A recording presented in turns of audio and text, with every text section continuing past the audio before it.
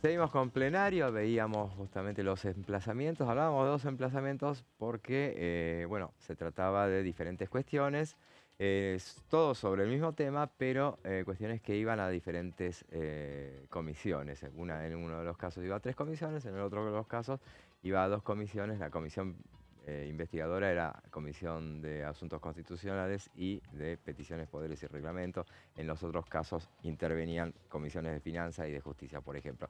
Pero de todo eso nos estaba hablando Daniela. Sí, Continuas. vamos a ver entonces cómo quedaría el plenario de comisiones y cuántas firmas se necesitan para dictaminar, que va a ser el próximo desafío de la oposición, conseguir el dictamen para poder llevar estos proyectos finalmente al recinto. Por un lado, si podemos ver las placas, lo que refiere de los pedidos de informes y las interpelaciones a los funcionarios, como bien decías recién, José, esto va a pasar por la Comisión de Asuntos Constitucionales, Justicia y Finanzas. La de Asuntos Constitucionales tiene 35 integrantes, Ujú. la de Justicia tiene 31 y la de Finanzas tiene 31 también. Ah, En el total, o sea, para conseguir un dictamen necesitan 50 firmas en total, de las cuales 39 son de Unión por la Patria. O sea que ya tenemos un piso. arrancaste con una base Camino bastante importante. recorrido. Y te diría que sí, bueno, el resto de las firmas, con respecto de lo que tiene que ver con lo que son los pedidos de interpelación ¿Mm? y los pedidos de informes, bueno, eso tiene un cierto consenso dentro de lo que son los bloques dialoguistas, que lo veíamos también recién en la votación. Ahí está el detalle. Bueno, reiteramos, entonces son las comisiones de Asuntos Constitucionales, Justicia y Finanzas. ¿Finanzas quién está? Perdón, que no me estoy acordando. ¿Quién Creo preside? que es Berti Venegas, si no Berti me Venegas equivoco. Lynch. Bien, Sí, perfecto. sí. La Este, Mayoraz, Quintar y Berti Venegas Lynch. Exactamente. Eso, bueno, con lo que respecta de lo que son los pedidos de informes. Bueno, yo algo que también quiero aclarar, que lo hablábamos Ahí están las que vos decías de las ahí está en la cantidad comisiones. de firmas, sí. Recordemos que para cualquier dictamen de comisión se necesita la mitad más uno de todas las comisiones. O sea, Claro. si vos tenés un plenario, no es que necesitas Una la sumatoria. una sumatoria de firmas totales y pueden ser todas de una sola comisión. No, Claro, esa mitad más uno tiene que ser de todas las comisiones que tienen que dictaminar. claro, ahí está. Pero bueno, el total son 50, de las cuales, reitero, 39 son de UP. Lo que cabe destacar es que hay muchos bloques que, si bien apoyaron que estas iniciativas avancen en la Cámara de Diputados, ya anticipan que probablemente no las vayan a apoyar. Hoy estábamos hablando con Campagnoli de la Efecto. coalición cívica, que justamente la coalición cívica, algo que abiertamente han dicho, que para ellos tiene que investigarlo la justicia, que no tiene que investigarlo el Congreso. Eso no quiere decir o sea, no quiere decir que vayan a obstaculizar las iniciativas de sus Claro. colegas, pero que después muy probablemente no vayan a apoyarlas. Eso hay que ver cómo se da en el marco de lo que son las comisiones primero y después próximamente, si consiguen un dictamen, si realmente se termina aprobando en el recinto alguna de estas iniciativas. Pasando entonces y cerrando con lo que vendría a ser la creación de la comisión investigadora por el caso Libra. En este caso esta se va a reunir el miércoles a las 16 Seis. horas, sí, a las 4 de la tarde. Y en este caso son dos comisiones, la de Asuntos Constitucionales y la de Peticiones, Poderes y reglamentos. Poderes y Reglamento. Estos van a tratar la creación de una comisión investigadora, iniciativa principalmente liderada por lo que fue, bueno, Democracia para Siempre, ¿no? Los radicales díscolos de Facundo Manes, que comanda el diputado Pablo Juliano. Asuntos Constitucionales, le reiteramos, tiene 35 integrantes, Peticiones tiene 31 y del total de 34 firmas que necesitan hay 27 de Unión por la Patria. Así que otra vez nos encontramos con, como decía recién Pablo, un camino bastante recorrido de la oposición en lo que es la colección de firmas para dictaminar. Estos debates van a empezar la semana que viene. Los primeros días de la semana que viene y que se va a dar probablemente en simultáneo con lo que va a ser el DNU del bicameral. acuerdo con el Fondo Monetario Internacional. Según lo que a mí me estuvieron comentando, la idea es que se reprograme la reunión de la bicameral que estaba prevista para hoy, que se reprograme para el martes que viene a las 15 horas. Sí. Y que va a traer a diferentes funcionarios de economía, que eso fue lo que estaba pidiendo la oposición. En principio me mencionaron a Santiago Bausili, del presidente del Banco Central. Titular del Claro. BCRA. Exactamente. También, bueno, José Luis Daza, que es el viceministro de Economía. Reclamaban por Caputo, por Luis Toto Caputo. No, no lo esperen. Estos 4 años no lo esperen ya. No, Te o vamos sea, a spoilear, no va a venir. Ya ríndanse. Bueno, No va a es venir. cierto, a ver, lo que primero se trascendió que llamó mucho la atención, todos esperaban el segundo round, como dicen algunos, entre Almirón y Sago. Sí. Entonces asociaron que se suspendió por eso. Pero lo que dicen de la versión, digamos, que cercana a lo que es el oficialismo de los que integran la bicameral, es que en realidad fue porque la oposición estaba pidiendo que venga Luis Caputo, que vengan los ministros los funcionarios de Economía. Sí. Yo sé que es cierto que fue un reclamo de una Pero- firma muy importante, o sea, importante, no sé, decisiva seguro, porque como les digo, tienen la mitad, entonces cualquier firma es decisiva. Esta firma decisiva, a mí me había dicho ayer justamente lo mismo, no, que venga Luis Caputo a dar explicaciones. Ahora, vos no querés revelar cuál es la firma tan importante, pero vamos a describir cuáles son las 16. firmas, los 16. Contando, por ejemplo, los primeros son con los que cuenta el gobierno, que son Pagotto, el senador Pagotto y el diputado Almirón. Están también los radicales, el senador Zimmerman, Francisco Monti, el diputado Francisco Ambos Monti, esos con son dos peluca. radicales. Sí. Por el PRO están Luis Juez y Santilli, Que sonaba hoy para reemplazar a Pagotto. claro. Y Camao Espínola. Y después vienen los dos que para mí estaban en duda, que a lo mejor son los que la firma que faltaba, que son Paul-Troni, que nunca se sabe bien con él desde que se fue de la Libertad Avanza, Claro. senador, y Oscar Sagao, que justamente ayer había quedado muy enojado y me parece que estaba Sí. muy El caliente. argumento de que vengan, digamos, funcionarios de economía es pertinente, pero ahora les viene muy bien también. Claro. No, Porque la está- verdad está- es está que correcto. también hay que agregar esto que yo deslicé recién, que es, tenían que renovar autoridades o tenían que volver a elegir autoridades elegir, en sí, sí. realidad, porque este año le toca a la Cámara de Diputados. Claro. Entonces, en ese clima, designar autoridades de una comisión, que es muy importante, que es muy sensible, que después por ahí la podés tener planchada o no, pero cuando están estos DNU de este calibre son muy importantes. Entonces también dilatar unos días para ver si vienen más personas de economía a detallar mejor lo que sería el acuerdo, bueno, me parece que también ganan tiempo, ¿no? Claro.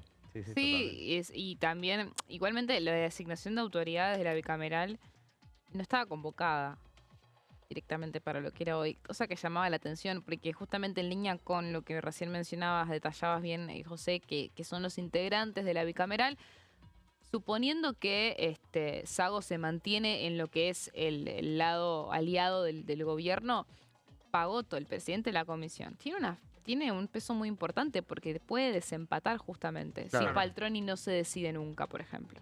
Sí. Entonces, Claro, porque ahí estamos hablando de 9 firmas, que es la que decíamos, y la duda de Paul-Troni, por ejemplo. Y claro, ahí o sea, es sí, empate. sin contarlo a Paltroni, contándolo a Sago, sin contarlo a Paltroni, por ejemplo, yo creo que es más viable que Sago apoye el DNU que Paltroni. Sí, Me da sí, esa sí. sensación. Pero bueno, por decirte un ejemplo, quedan en esa mitad y mitad. Y Pagotto, al ser presidente, tiene la posibilidad de desempatar y que sea un dictamen favorable. Entonces, a mí me llamó la atención justamente que, bueno, lo que reiteramos que anualmente se tienen que renovar las autoridades y que en el caso de la bicameral de trámite legislativo tiene que cambiar de cámara. O sea, que le tocaría a diputados presidir la comisión. Entonces hay que ver si eso lo terminan resolviendo para lo que es el dictamen del DNU del FMI o no. Pero bueno, en cualquier caso, para cerrar un poco con lo que tiene que ver con la próxima reunión, también me habían mencionado que podría venir Vladimir Berning, que es el viceministro, perdón, el El BCRA. vicepresidente del Banco Central, junto con Bausili también, reitero, También, bueno, mencioné a Daza, que es el viceministro de Economía, no va a venir Luis Caputo, al menos no está contemplado. Y también no está en el line-up. Claro, y el representante argentino ante el FMI, que es Leonardo Madcour. Esos son los 4 que me estuvieron mencionando de parte del oficialismo en estas últimas horas sobre cuáles van a ser los funcionarios que vayan a venir al Congreso, a la bicameral de trámite legislativo específicamente el martes que viene, según estiman, para dar explicaciones sobre el DNU que autoriza el acuerdo con el Fondo Monetario Internacional y que tanta repercusión generó justamente por ser vía decreto de necesidad y urgencia, ¿no? Y en una jornada tan intensa como fue la de ayer, donde se votaron muchas cosas que no necesariamente eran proyectos de ley, sino eran proyectos de resolución, pedidos de informe y no se votaban. No había medias sanciones, sí hubo una media sanción recontra importante que tenía que ver con el tema dominante durante todos los días, desde el viernes que sucedió la tragedia, la terrible catástrofe en Bahía Blanca, que ayer fue por primera vez en toda esta semana, fue la atención se la llevó justamente otro tema. Sí. Pero bueno, de ese tema nos vas a hablar vos. Sí, exactamente, que tiene que ver con la emergencia en Bahía Blanca. Obviamente en la madrugada del viernes pasado empezó a llover muy fuertemente en la ciudad del sur de la provincia de Buenos Aires. La catástrofe es más o menos conocida por todos. El drama social que hoy vive Bahía Blanca es conocido por todos. Ayer el presidente, en una suerte de viaje relámpago, fue hasta Bahía Blanca. Se lo había criticado por no haber ido en las primeras horas. Sí, desde las primeras horas habían estado Patricia Bullrich, la ministra de Seguridad, y Luis Petri, el ministro de Defensa.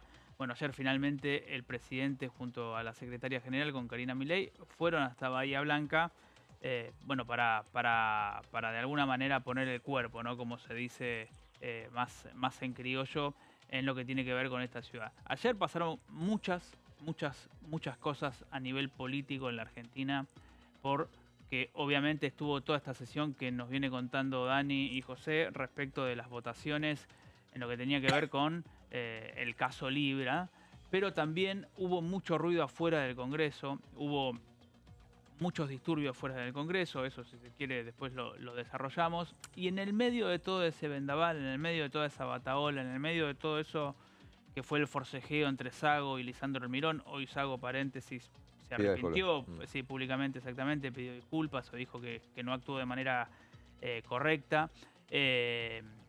En el medio de todo eso hubo una votación por unanimidad. ¿No? Esto es Argentina y esto es la política argentina también, ¿no? Para poner en perspectiva. Y que tiene que ver con declarar la emergencia justamente en Bahía Blanca, declararla por 90 días, una emergencia ambiental, económica y habitacional, porque sabemos que el agua sigue bajando y que hay muchos barrios que han quedado muy damnificados, incluso aquellos barrios en donde el agua ya se fue. Bueno, obviamente, donde pasa el agua, te queda un deterioro, un daño muy grande y hay que volver a empezar, o muchas familias tienen que volver a empezar, lo cual obviamente siempre es, desde el punto de vista humano, hiper desgarrador. El proyecto se aprobó, como decía recién, por unanimidad, ¿sí? Con 230 votos a favor, 0 negativos y 0 abstenciones. El proyecto es un proyecto de emergencia de los que hemos visto un montón en otros contextos. Digo, ayer se hizo mucho alusión a lo que había pasado en Córdoba con los incendios, no con las inundaciones, pero insta al Poder Ejecutivo Nacional a destinar una partida extraordinaria para intervenir y asistir inmediatamente a la reconstrucción de infraestructura, la recuperación de lo que tiene que ver con las actividades económicas, las sanitarias, recordemos que hemos visto imágenes de hospitales inundados, bueno, educativas y sociales, ¿no? Este es un poco el panorama. Y la Libertad Avanza no logró incorporar un proyecto en este sentido en el principio de la sesión. También había uno del FIT. Claro. Ahí hubo una serie de ruidos, no pudieron ponerse de acuerdo. Finalmente terminó predominando, terminó imponiéndose, de alguna manera, lo que tenía que ver con el proyecto que había impulsado Unión por la Patria, más precisamente la autora era Victoria Tolosa Paz, que cuando hace el discurso menciona un montón de diputados, de un montón de bancadas. De la UCR menciona a Karina Banfi, incluso menciona también a a Cristian Ritondo, que Sí. es del PRO, que es el jefe de la bancada del PRO, pero que también es un dirigente que hace política en la provincia de Buenos Aires. Menciona obviamente a Pablo Juliano, que es otro diputado de Democracia para Siempre, obviamente de origen radical, que también es de la provincia de Buenos Aires. Es decir, trata de alguna manera, me parece, en ese discurso de Tolosa Paz, de englobar o de decir de que verdaderamente había habido una unanimidad y un trabajo coordinado para poder llegar a ese texto. Menciona a Margarita Stolbizer, ¿sí? Sí. Menciona a varios diputados, en definitiva, e incluso destaca que hay otros diputados de otras provincias que no son la provincia de Buenos Aires que llamaron inmediatamente durante el transcurso de ese viernes para ponerse a disposición para poder redactar un proyecto que tiene media sanción, que obviamente son esos proyectos, que es lo que tiene que hacer el Congreso, o sea, legislar. Después veremos en la práctica cómo se traduce, cómo no se traduce, si es eficiente o deficiente la aplicación por parte del Poder Ejecutivo. Otro paréntesis que hago: ayer el Ejecutivo, a través de la OPRA, anunció que va a destinar 200.000 millones de pesos, ¿sí? Claro, claro, porque Originariamente eran 10.000 millones de pesos, lo cual obviamente como cifra suena a un montón, pero cuando vos mirás lo que es el volumen de las erogaciones del Estado, obviamente es muy poco, son cerca de 8 millones, entre 8 y 10 millones de dólares, 10.000 millones de ah, sí, pesos. claro. Entonces ahora 200.000 millones de pesos, obviamente es son una cifra, 18 millones, 17 millones de dólares, algo así. claro, Eh, 180, 180, 190, es decir, 170. ya es otro calibre. Recordemos que en algún momento, al pasar Susbieles, que es el intendente de Bahía Blanca, había dicho, como un cálculo estimativo, porque es muy difícil, me imagino que sobre todo en un principio, ahí cuando te estás en el medio, digamos, de la tragedia, pero había dicho algo así como 400.000 millones de pesos que se podía llegar a requerir Sí. para reconstruir Bahía Blanca. Bueno, una ciudad que ya había sufrido en diciembre del año 23 también una cuestión climática más ligada al viento, no tanto al agua, ¿sí? Pero con un fuerte impacto. Bueno, todo eso pasó ayer. No, claro, Todo eso pasó ayer. y está bueno el dato este del gobierno nacional que decía que dijo, bueno, originalmente había dado 10.000 millones de Sí, pesos, eso lo anunció el mismo fin de semana, primer fin de exacto. semana, que sonó impactante, y después empezaron a verle, bueno, las arrugas. Decían, bueno, pero es poca plata, qué sé yo, Claro. pero era un inicio, ya el lunes ya se había asignado la plata, era como para empezar. Y después vino esta plata que tiene más volumen y tiene Ujú. mucho que ver con ese anuncio que había, ese pedido, ese reclamo que había hecho el intendente de Bahía Blanca. Uno se pregunta, bueno, a partir de lo que dijo, esto es para la gente directamente, o sea, Claro. que para todos los que tienen que reconstruir. Entiendo yo que la parte de infraestructura, no sé si Susbieles había hablado de la infraestructura en general, o si había contemplado todo lo que perdió la gente, porque la gente perdió, o sea, mucho más que 10 puentes, o perdió sus No, casas y todos sus totalmente. Si bienes. vos te pones a, bueno, si vos te pones a ver los canales, las señales de noticias y Sí. que todos han enviado a gente, a colegas a trabajar ahí en el territorio, en la zona, los testimonios son total y absolutamente desgarradores. O totalmente. sea, angustiantes. O sea, trasciende cualquier cosa. Uno escucha eso y se angustia. Y verdaderamente, como decís, José, perdieron todo. Están viviendo bajo el agua hace una semana o están durmiendo en el techo.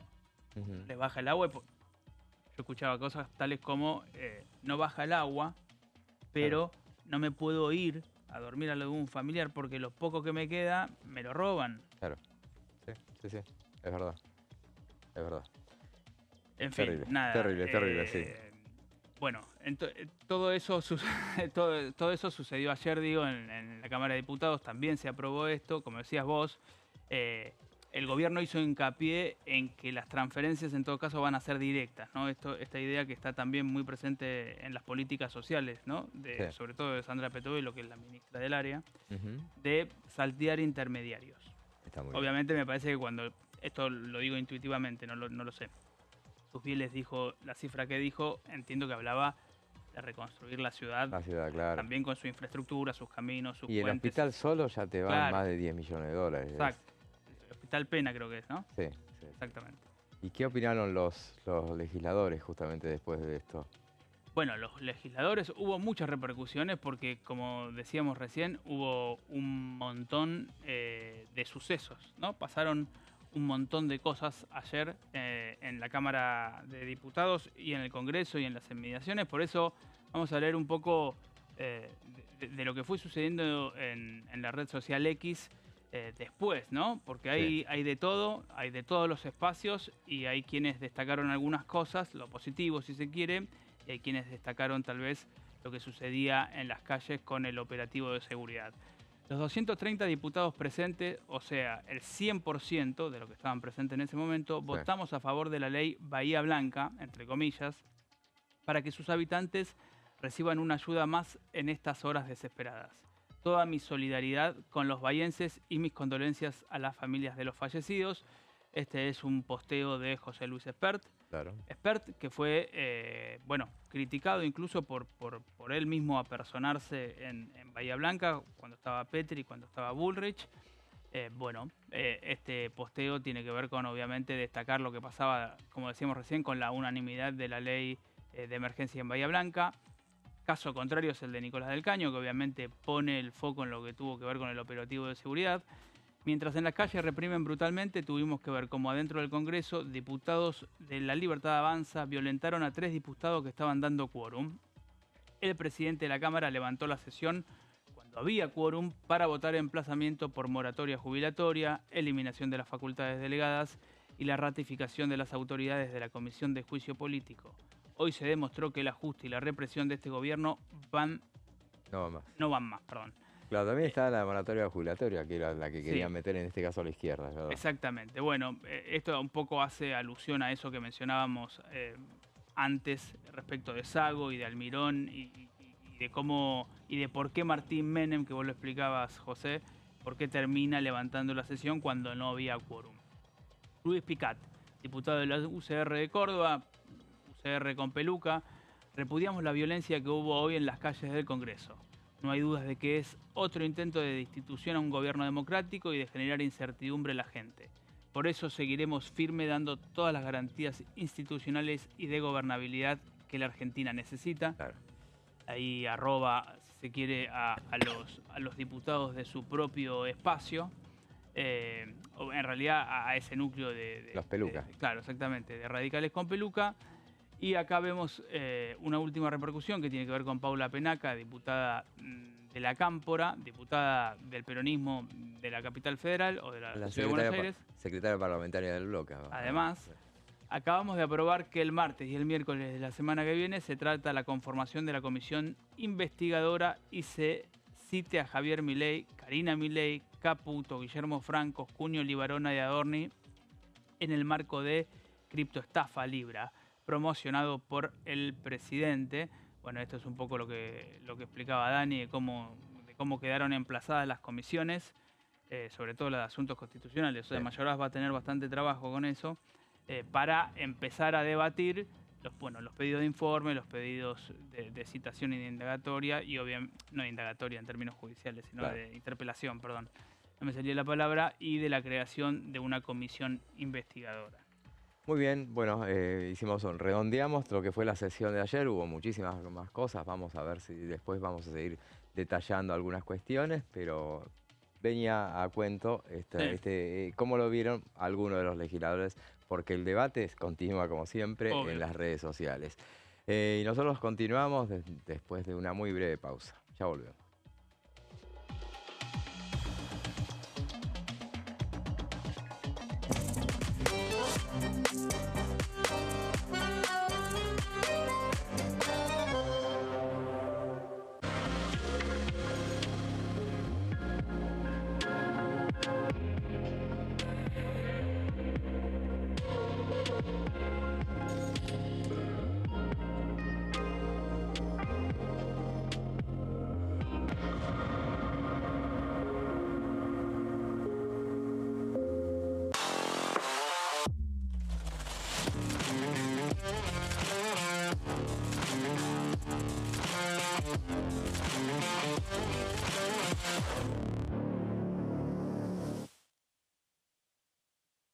¿Qué diferencia hay entre la Cámara de Diputados y la Cámara de Senadores?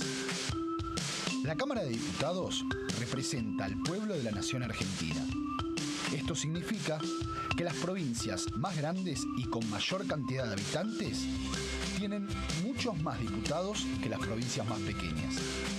La manera de establecer las cantidades es proporcional. La Cámara de Senadores representa a las provincias. Cada provincia envía 3 senadores al Congreso Nacional. El total de senadores es 72, dado que las provincias argentinas son 24. Este es un número fijo. Por ejemplo, la provincia de Buenos Aires cuenta con 70 diputados nacionales y la provincia de Tierra del Fuego con 5. Pero tanto la provincia de Buenos Aires como la de Tierra del Fuego cuentan con 3 representantes cada una en el Senado de la Nación. Cada 2 años, el Congreso Nacional renueva la mitad de sus diputados y 1/3 de sus senadores nacionales. El mandato de los senadores es de 6 años, mientras que el de los diputados es más breve, dura solamente 4 años.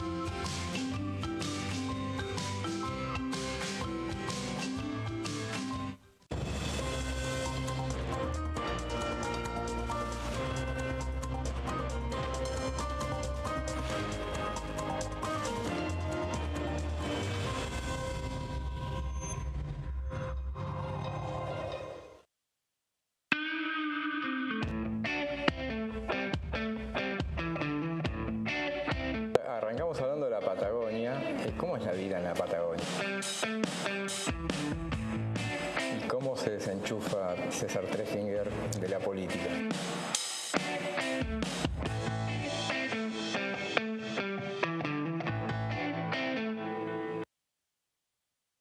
En este momento, millones de niños y niñas tienen desnutrición severa. Algunos están tan débiles que apenas pueden pararse. Pero con tu ayuda podemos salvar a los niños. Este alimento terapéutico listo para usar está lleno de vitaminas y nutrientes esenciales que ayudan a los niños y a las niñas a recuperarse de la desnutrición. Gracias a personas como vos, ayudamos a salvar a millones de niños cada año. Da un simple paso. Dona ahora y ayúdanos a seguir salvando vidas.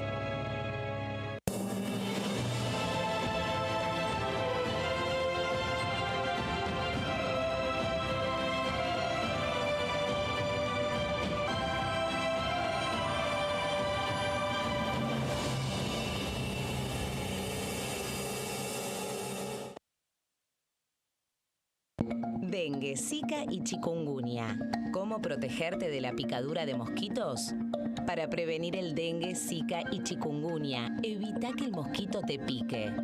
Usar repelente siguiendo las indicaciones del envase. Cubrí brazos y piernas con ropa clara. En casa, pon espirales o tabletas. Usa tules o mosquiteros sobre camas o cunas. Coloca mosquiteros en puertas y ventanas.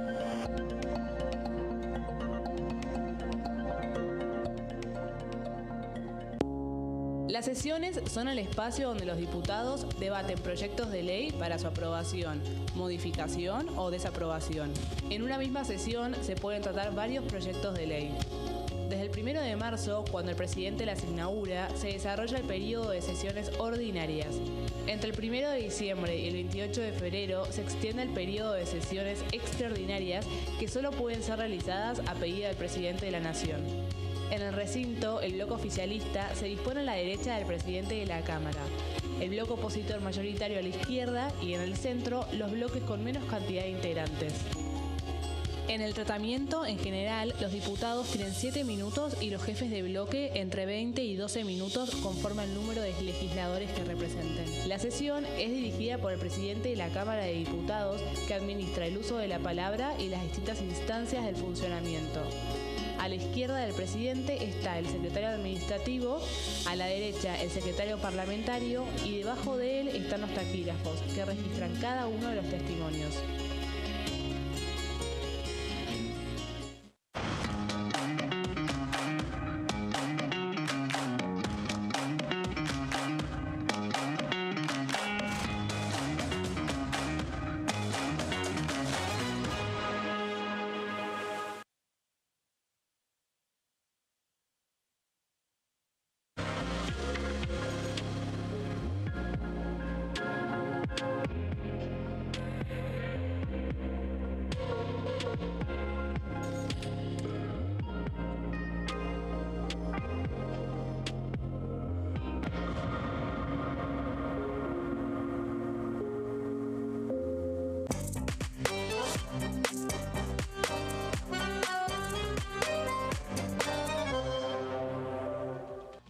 tercer bloque de plenario dedicado este programa fundamentalmente a lo que fue la sesión de ayer. Dejó un montón de cosas para analizar y las fuimos analizando a lo largo de este programa.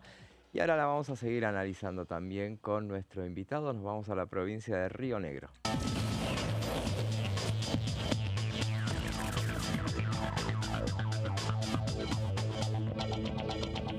Y estamos en comunicación con el diputado Agustín Domingo. ¿Cómo le va, diputado? José Di Mauro lo saluda. ¿Qué tal, José? Muy bien, un gusto saludarte. Bueno, lo mismo digo. Diputado, recién hablábamos de lo que había dejado la sesión de ayer y en un pasaje habíamos hablado también de que en un momento dado se habló también de la inminente finalización de la moratoria. Y teníamos en cuenta que usted acaba de presentar justamente con su colega Alejandra Torres un proyecto que tiene que ver con cambios en el sistema previsional, ¿puede ser? ¿Nos puede contar un poquito de qué se trata? Sí, así es. Yo lo escucho medio cortado. No sé si ustedes me escuchan bien. Escuchamos perfecto. No sé si me escuchó bien. Bueno. ¿Se entendió lo que le...? Sí, efectivamente este es un proyecto que presentamos junto a la diputada Alejandra Torres. Yo había presentado hace 2 años cuando se trató también la extensión de las moratorias, un proyecto con similares características. Lamentablemente nunca nos podemos dar en el Congreso el tiempo para discutir a fondo los problemas que tiene el sistema previsional y que lo hacen inviable. Uno de los cambios centrales que proponemos con la diputada Torres es eliminar el requisito de los 30 años de aporte. Esta es la excusa siempre para prorrogar estas moratorias eternas que lo hacen financieramente inviable al sistema previsional, porque claro, hay muchos trabajadores que no llegan a cumplir los 30 años y entonces la excusa perfecta es darles una moratoria. Y la verdad es que lo que hay que hacer es eliminar el requisito de los 30 años. Cuando se privatizaron o cuando se creó el sistema de capitalización con las AFJPs, la gran mayoría de los jubilados, de los beneficiarios, estaban en ese sistema. Y ese sistema era absolutamente proporcional. Entonces el sistema de reparto, que era muy marginal, a nadie le preocupaba mucho. Claro, cuando se eliminaron las AFJPs y se pasó compulsivamente a todos los jubilados al sistema de reparto, nos quedamos con un sistema que tiene esa rigidez que no tiene ningún sentido. Que tiene que llenar los 30 años. Es uno de los cambios que proponemos. Usted, por ejemplo, si el que tiene 20 años de aporte, póngale, se puede jubilar igual, pero va a recibir una retribución proporcional a ese aporte que ha hecho. Exactamente. Otro de los cambios que hubo en este tiempo fue la creación de la PUAM.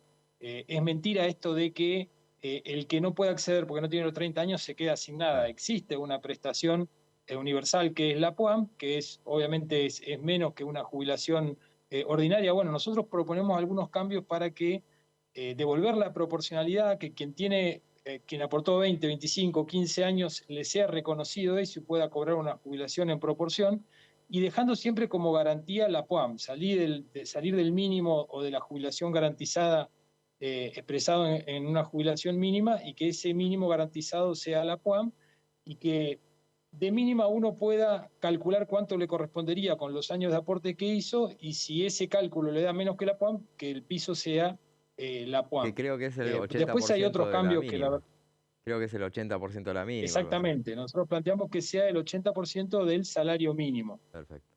Sí.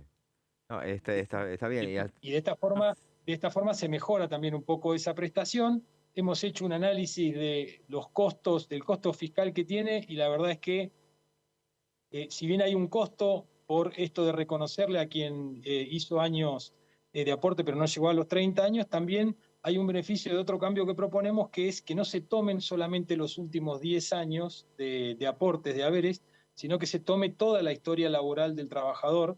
Esto de los 10 años fue una regla que se impuso en los 90 cuando se hicieron los cambios en el sistema previsional, porque no había registros sistematizados de toda la historia laboral de los trabajadores. Ahora tenemos el 100% de los datos de todos los aportes que hizo cada jubilado, cada persona activa que se retira, con lo cual es mucho más equitativo considerar la vida laboral completa, y esto también evita que haya situaciones forzadas de trabajadores que cuando están llegando al final de su vida laboral hacen lo imposible para mejorar sus ingresos, incluso haciendo horas extras para poder acceder a una mejor jubilación. La verdad que si se considera toda la vida laboral, esto no es necesario, ¿no? Diputado, ¿cómo le va? Pablo Varela lo saluda. ¿Cómo estás? ¿Qué tal, Agustín? Buenas tardes. Buenas tardes.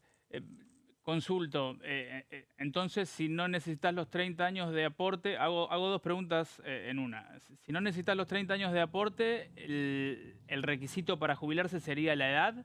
Y la segunda, ¿está de acuerdo con la mirada que tiene el presidente de que es necesaria una reforma laboral primero antes que una previsional? Creo que hay que abordar las dos cosas. De hecho, estamos trabajando también con la diputada Torres en cambios en el régimen laboral para las pymes, para darle más flexibilidad a las pymes y poder promover el empleo en este segmento, que es donde más informalidad hay. Las grandes empresas no tienen problemas de informalidad, el problema de informalidad está en las pymes, que tienen un potencial de contratar muchísima mano de obra, muchísimos trabajadores que estarían aportando al sistema si estuvieran dadas las condiciones y no lo están haciendo. Sí, hay que, evidentemente, están muy relacionadas las dos cosas. Cuanto menos trabajadores tenemos aportando al sistema previsional, más inviable es. Tenemos que hacer todo lo posible para incentivar la formalización, y creo que en la ley base se incluyó un capítulo que fue muy importante en ese sentido, pero hay más reformas para hacer y entendemos que deben apuntarse los cañones a las pymes, que ahí es donde mayor potencialidad de mejorar la formalidad tenemos. Y el requisito sería la edad. Con respecto al... No escuché esa parte, escucho medio cortado. Usted decía que no hace falta los 30 años de aporte, entonces... digo, no sé, cumplo la edad necesaria y si tengo 15, se me toma por esos 15 de aporte, se saca un promedio y se saca mi jubilación, que si no supera el 80% del salario mínimo, se equipara. Sí, mil disculpas, pero la verdad que me cuesta mucho escuchar, porque me sale muy cortado el audio de las preguntas, pero el espíritu es ese, sí, que si un trabajador aportó 15 años, se haga el cálculo. Bien. En base a esos 15 años que aportó y se calcule cuánto es la jubilación que le dio. Y si ese haber es inferior a la PUAM, que igual cobre la PUAM. Diputado, ¿cómo le va? E incluso, sí, para complementar, si a un trabajador le corresponde cobrar la PUAM porque no llegó con los años de aporte, que la PUAM se aumente por cada año trabajado y aportado, de forma tal que si trabajó 30 años, ese cálculo le dé el 100% de un salario mínimo. Diputado, ¿cómo le va? Daniela Romero le habla. ¿Cómo estás, Agustín? Yo le quería consultar sobre la sesión de ayer. Espero que me pueda captar la pregunta, pero básicamente, bueno, todo su bloque se ausentó, excepto usted, que votó en contra de las dos iniciativas que impulsaron para emplazar los proyectos bueno, por un lado la creación de la comisión y por otro lado los pedidos de informes e interpelación. Le quería preguntar por qué el resto de su bloque no había asistido, excepto por usted, y cuál es su balance de lo que fue la sesión de ayer, por qué votó en contra de estos proyectos. Nosotros, todo el bloque no dio quórum, es cierto. Yo luego que se constituyó la sesión y comenzó a sesionar, me presenté y voté en contra porque no creo que el Congreso sea el ámbito en el que se tiene que investigar, evaluar y en su caso condenar las conductas vinculadas a la promoción que hizo el presidente de esta criptomoneda.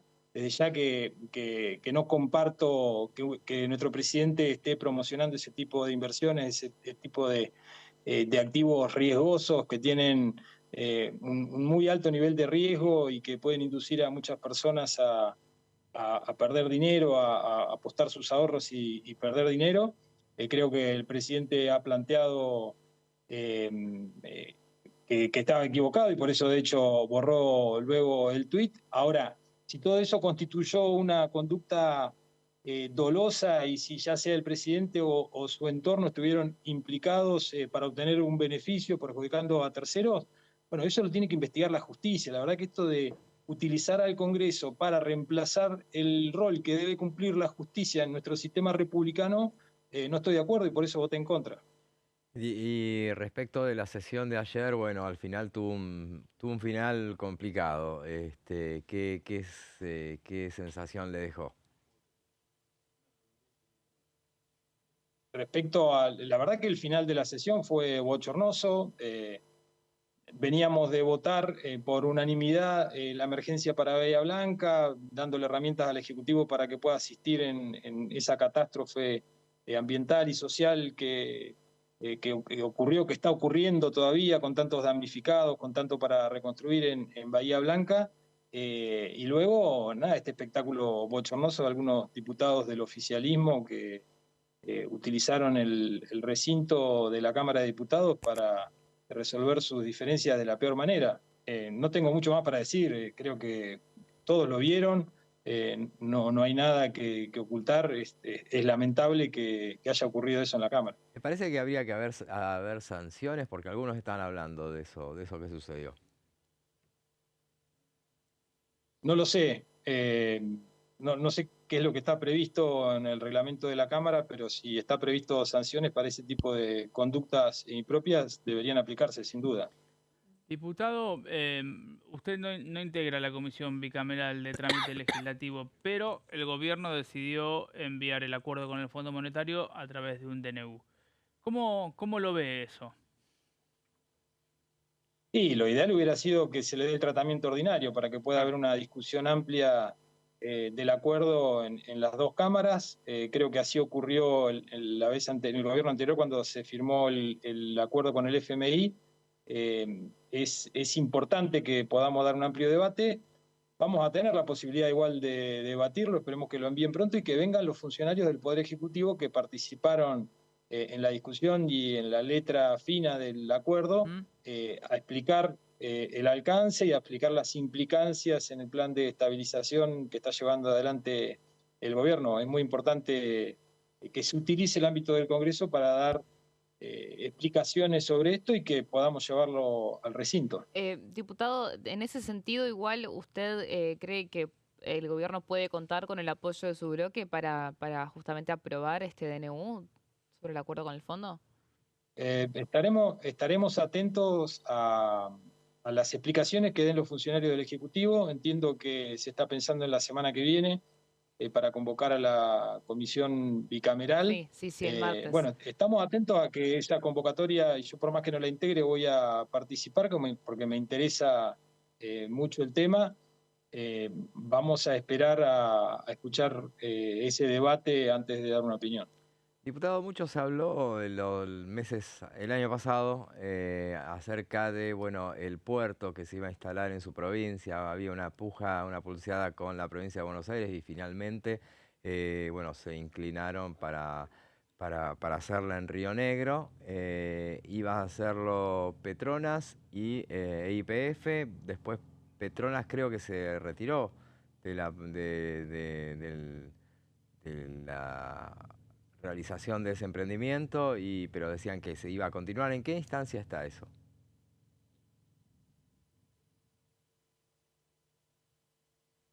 No sé si me escuchó, diputado. Perdón, José, pero salió entrecortado. No alcancé. No. Sé que me estaba preguntando algo acerca de la decisión de... Sí, quería saber en qué instancia estaba el puerto de gas, el puerto que se iba a instalar en su provincia. La planta gasificadora. Bueno, eran dos obras de licuefacción para poder exportar el gas de Vaca Muerta y la otra es también constituir nuestro golfo, el Golfo Azul, en un puerto exportador de petróleo, y esa es la obra que ya está en construcción, el oleoducto Vaca Muerta Sur, que va a ampliar la capacidad de exportar petróleo de la cuenca de Vaca Muerta. Eso es lo que está en construcción. De la planta de gas todavía está en una etapa de salir a buscar los inversores y de salir a buscar los clientes de ese gas natural licuado que se va a exportar por ese puerto, con lo cual está todavía en una etapa más embrionaria. Está ya la decisión de construir la planta y el gasoducto en Río Negro, pero aún no ha comenzado la construcción. Diputado, lo llevo a un terreno más electoral. No sé si Río Negro desdobla o no sus elecciones, o si tiene elecciones, una legislatura unicameral cada 4 años, pero ¿cómo espera el año legislativo, teniendo en cuenta que en muchas provincias va a haber elecciones y que justamente muchas van a desdoblar, o que por lo menos se espera que haya desdoblamientos? Sí, nosotros en Río Negro, elecciones legislativas de la legislatura provincial es cada 4 años, Bien. con lo cual no tenemos elecciones este año. Sí hay 11 municipios que renuevan parcialmente sus consejos deliberantes y hay un turno electoral en abril. La verdad es que a mí me parece saludable que se desdoblen las elecciones entre niveles de gobierno. Por eso también fue muy importante eliminar las PASO, porque si a esto que yo entiendo que es necesario para evitar el arrastre y para no confundir a la ciudadanía, cuando uno vota intendente quiere escuchar los proyectos locales, cuando uno vota gobernador quiere escuchar los proyectos de provincia, y cuando uno vota presidente quiere escuchar los proyectos de país. Votar en una lista sábana que incluye los 3 niveles no me parece saludable, me parece bueno desdoblar las elecciones en este sentido. Pero luego, si a eso le sumábamos la multiplicación de fechas por las PASO en los distintos niveles, se volvía insostenible, ¿no? Con lo cual, a tu pregunta, estoy de acuerdo con que los distintos niveles de gobierno se voten en distintos turnos electorales. Diputado, le quería preguntar sobre un reclamo que hacen muchos bloques que generalmente actúan en línea con el oficialismo, como es el caso de Innovación Federal, pero que tienen un reclamo que lo insisten estando todavía en marzo del 2025, que es el presupuesto. ¿Qué piensa usted con respecto de que aún no haya... No, bueno, no creo que vayan a haber novedades para retomar ese debate, pero ¿usted cree que eso debería suceder? ¿Es algo que le piensan llevar a la mesa al oficialismo?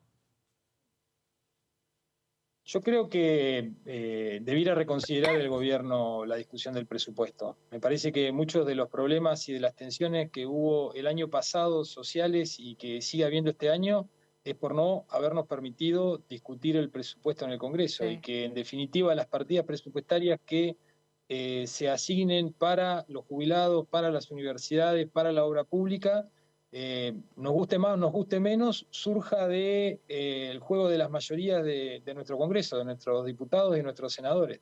Es un error del gobierno, insiste en ese error, en utilizar esta facultad excepcionalísima de prorrogar por segundo año el presupuesto. Yo creo que no le está haciendo bien hacer eso, y ojalá recapacite y volvamos a discutir el presupuesto. ¿Estaría dispuesto, diputado, usted y su bloque, por supuesto, a votar el presupuesto así tal cual lo presentó el presidente Javier Milei, con tal de que haya algún presupuesto actualizado, digamos? A ver, nosotros habíamos planteado algunas modificaciones, habíamos hecho algunos pedidos, estábamos hablando con funcionarios del Poder Ejecutivo, con los referentes del oficialismo en la Cámara de Diputados, y teníamos expectativa de que esas cosas que estábamos pidiendo, dentro de, obviamente, de los objetivos que plantea el Ejecutivo Nacional. Nosotros entendemos la importancia de respetar el equilibrio fiscal, lo que ha significado tantos años de abuso en ese sentido, en términos de los desequilibrios macroeconómicos que padecen fundamentalmente los que menos tienen. Pero bueno, dentro de esos márgenes habíamos pedido algunas cuestiones para nuestra empresa también insignia, que es INVAP, algunos beneficios, y entendíamos que las cuestiones que habíamos pedido eran razonables y que se le iban a hacer lugar. O sea, en ningún momento nos dijeron, no, están locos, lo que ustedes están pidiendo, retiramos el presupuesto. Claro. Pero bueno, hubo otros pedidos que el gobierno entendió que sí eran innegociables.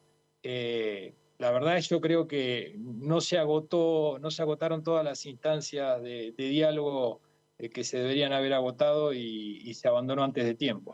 Diputado, una última y cortita de mi parte. ¿Qué pasó con los incendios que quedaron fuera de la agenda, por lo menos desde acá, de Buenos Aires? ¿No? Hubo otros, tal vez otros temas, pero ¿cómo está la situación? ¿Qué pasó con quién? Disculpame. Con los incendios, digo, en el sur, en la Patagonia, en el Parque Nacional Nahuel Huapi. Bueno, los incendios, un hecho lamentable, con la gran mayoría ocasionados por la mano del hombre. Está la justicia investigando, esperemos que puedan dar con los culpables, aunque es muy difícil. Y luego, durante todo el periodo en que los incendios estuvieron activos, creo que hubo un muy buen trabajo coordinado entre el Servicio Provincial de Lucha contra los Incendios, el SPLIF, el Servicio Nacional de Manejo del Fuego y fundamentalmente los intendentes y bueno, todas las fuerzas locales, principalmente en la zona de El Bolsón, pero también hubo participación del municipio de Bariloche, de todos los municipios de la comarca andina. Y luego, bueno, ahora viene toda la etapa de reconstrucción, lo mismo que en Bahía Blanca, allí también hubo un aporte económico del gobierno nacional, un ATN destinado a la reconstrucción del Bolsón. Son hechos que dejan muchos damnificados. Por suerte no hubo, bueno, hubo una víctima, sí, una víctima fatal en la zona del Manso. No, o sea, no fue un desastre de la magnitud de Bahía Blanca, pero lo sufrimos muchísimo y ahora estamos trabajando en la reconstrucción. Me parece que en estas cuestiones hay que dejar de lado las mezquindades y yo resalto lo bien que se trabajó nación, provincia y municipio para hacer frente a ese desastre ambiental y social que fueron los incendios en este verano. Gracias, diputado, fue muy amable, muy interesante la charla. Lo despedimos. Bueno, muchas gracias por el contacto. Era el diputado Agustín Domingo de Juntos Somos Río Negro. Bueno, pasamos todo el recorrido, la sesión de ayer y ese proyecto tan interesante que tiene que ver con esa reforma del sistema previsional, que bueno, son uno de los temas que se va a hablar durante lo que resta de este mes por el tema de las moratorias, que fue una cuestión que quedó pendiente. Llegamos al final de esta edición, Pablo. Nos vemos la semana que viene. Lo mismo, Dani. Un placer acompañarlos. Bueno, y con ustedes nos volvemos a ver mañana a partir de las 15. Ahora lo dejamos en la continuidad informativa de DTV con Amanda Alma, Fernando Fraquelli y sus pasos perdidos. Será hasta mañana.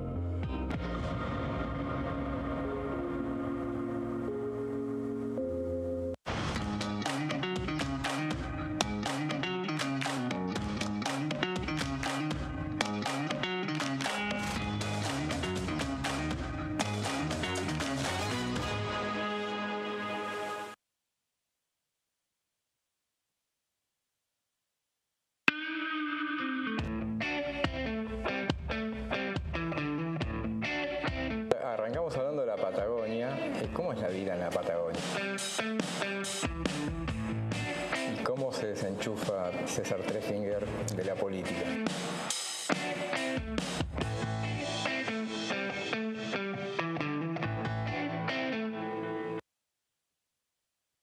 Dengue, Zika y chikungunya. ¿Cómo protegerte de la picadura de mosquitos? Para prevenir el dengue, Zika y chikungunya, evita que el mosquito te pique. Usar repelente siguiendo las indicaciones del envase. Cubrí brazos y piernas con ropa clara.